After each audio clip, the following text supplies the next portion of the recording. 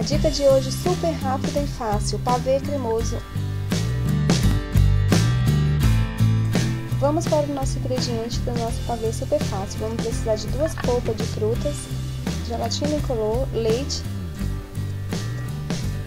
2 caixinhas de creme de leite, 1 caixa de leite condensado, biscoito de maisena e um pouco de água para dissolver a gelatina. Coloque a gelatina na água e misture bem.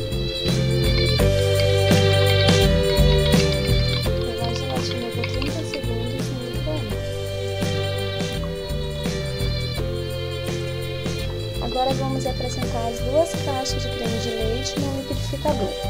Acrescentar o leite condensado no liquidificador. Acrescentar as polpas e agora só bater no liquidificador.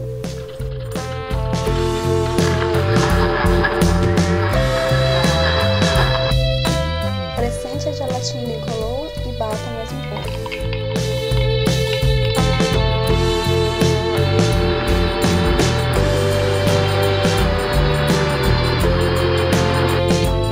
Molhe o biscoito de maisena no leite e vamos montá-lo agora, passo a passo. Acrescente o creme sobre o biscoito.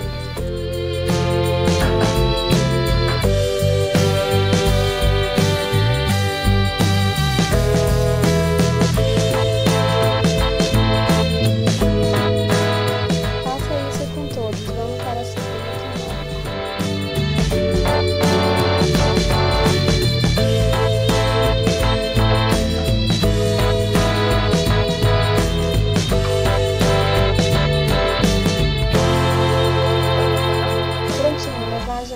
Por aproximadamente 3 horas.